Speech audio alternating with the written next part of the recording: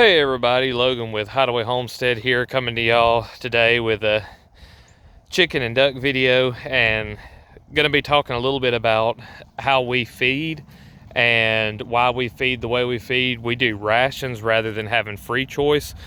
I know that there's a lot of people, they just keep a hopper feeder up, and that works.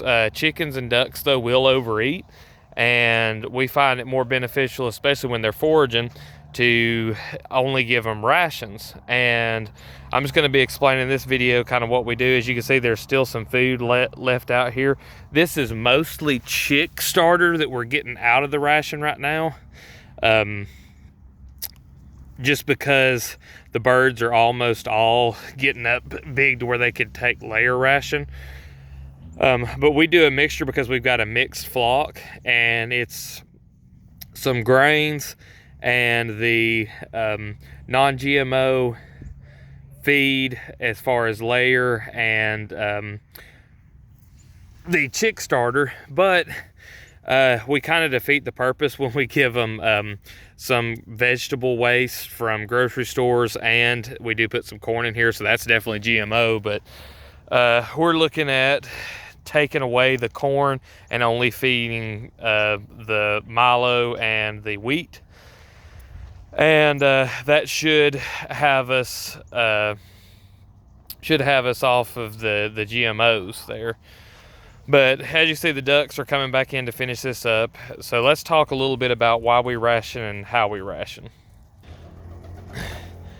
So the reason that we ration feed is, for one, I like to measure it out. And during the wintertime now, we give them a little bit more than what we normally would. But I like to ration it out because once you ration things out, they're only going to eat what you give them. And then anything extra that they would eat will be from foraging.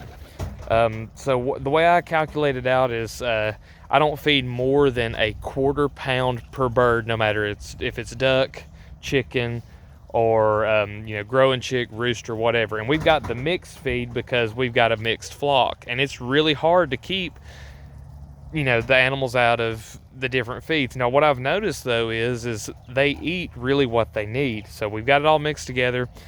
They come through and they pick what they need. Their palate is able to tell them, I guess, what they really need as far as nutrition, and we just keep it mixed.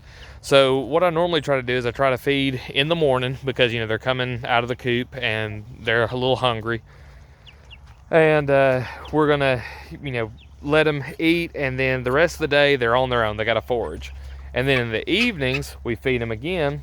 One, because that way they'll have food in their belly when they go to bed, especially when it's cold.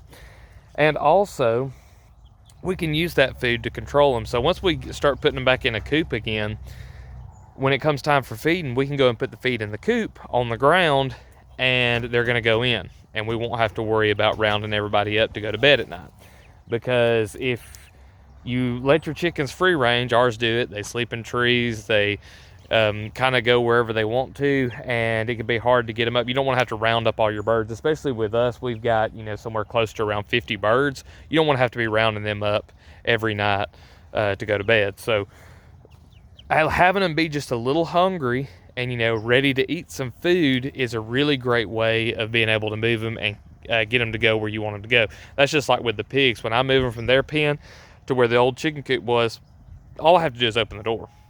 And they know to go to that next spot, because that's where I'm going to have them feed or water or whatever it is that they're wanting. So yeah, rationing out food, I think, is the best way to go, and to do as many frequent feedings as you possibly can, because the birds, they're not ruminants, so they're not grazing, but they do kind of eat throughout the day.